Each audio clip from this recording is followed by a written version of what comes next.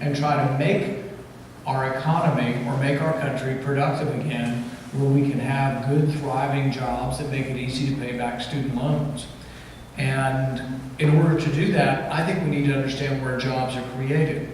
Jobs aren't really created by government, they're created by the private sector. Do we have to have government? Sure, we have to have some government.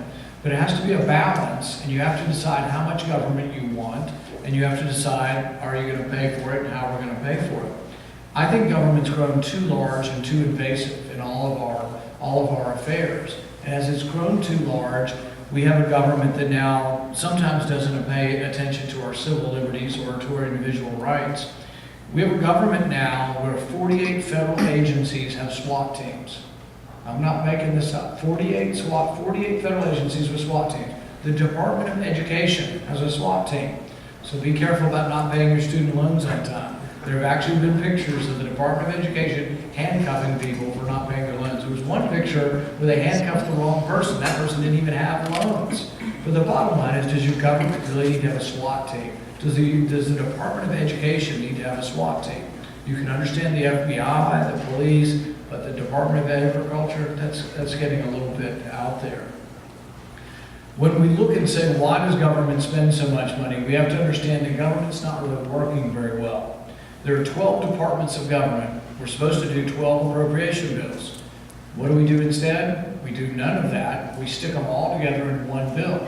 So on about December 15th of last year, we passed a $1.1 trillion spending bill, and it was all stuffed together, 2,242 pages. Nobody read it. And there was no negotiation over, could we save money here, save money there? Could we cut waste here? Could we cut waste there? They just stick it all together and they say, if you don't do it, it shuts down.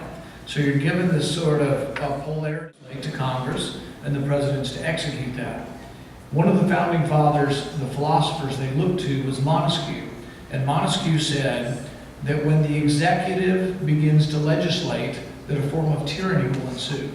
So they didn't want a king that made laws. They didn't want a president that made laws. They wanted to disperse that power among the body of 100 senators and 435 congressmen. The problem is that in 2010, the legislature, part of it, the House was taken over by Republicans.